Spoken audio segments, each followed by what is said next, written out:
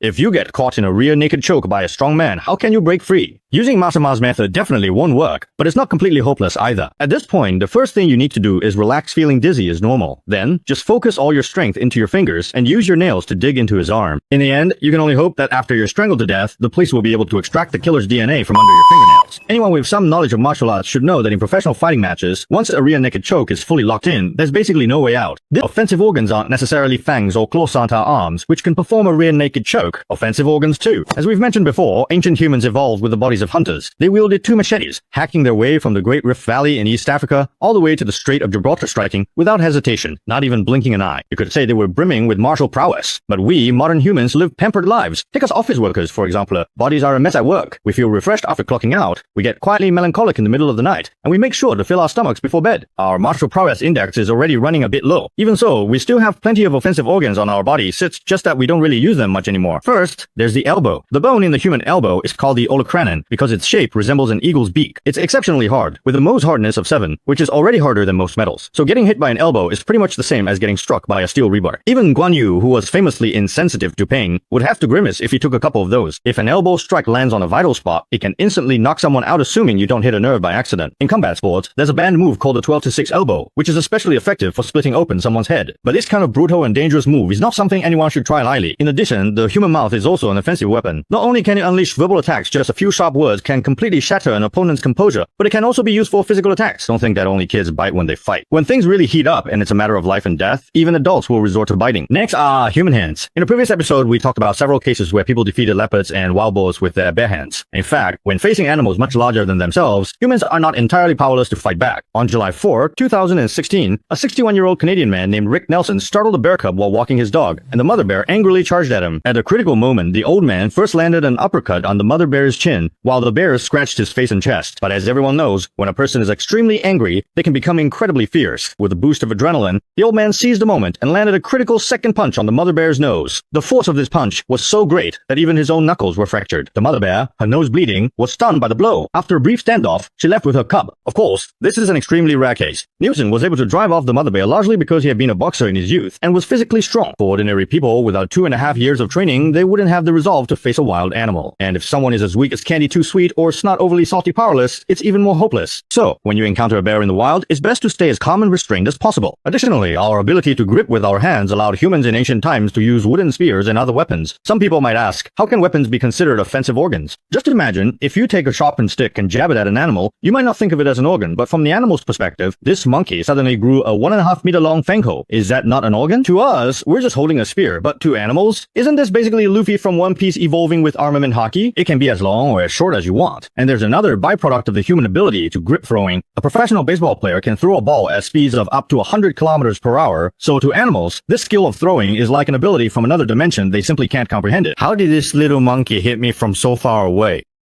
Is it cheating? In the broadest sense, if we're talking about offensive organs, then the brain is by far the most terrifying one. Once humans start using their brains, they can easily outwit the lion's lack of cunning and the tiger's limited intelligence. When it comes to dealing with a wild beast, I have 9 different ways to kill it 9 ways. With skills like setting fires to burn down forests and ambushing with traps, humans can practically add most land animals to their menu. If we don't use our brains, we'd have to fight animals to the death. But once we do use our brains, we can control them mentally. That's what we call domestication. Take my dog Wankai, for example, acts all tough, bites anyone he sees, but never bites me. Why is that? Because I'm the one who raised him. Once animals are domesticated, whether they're dragons or tigers, they have to submit to you. This reminds me of a video I saw before. Middle Eastern tycoons like to keep lions and tigers as pets. When guests come over, they're really scared, but actually, there's no need to be afraid. Those lions and tigers only look intimidating. In reality, their wild instincts have already been erased, so they won't attack the guests. But what if they really do attack a guest? Well, then you just get a new batch of guests. So, to sum up, it's not that humans haven't evolved offensive organs, it's just that our offensive organs are a little bit different from those of animals. From the moment humans first picked up tools, it was destined that we wouldn't have sharp fangs or claws. In other words, it takes at least millions of years for nature to evolve sharp fangs and claws, but for us to pick up a spear only takes a simple bend down, so why would I take the long way around when the shortcut is right there?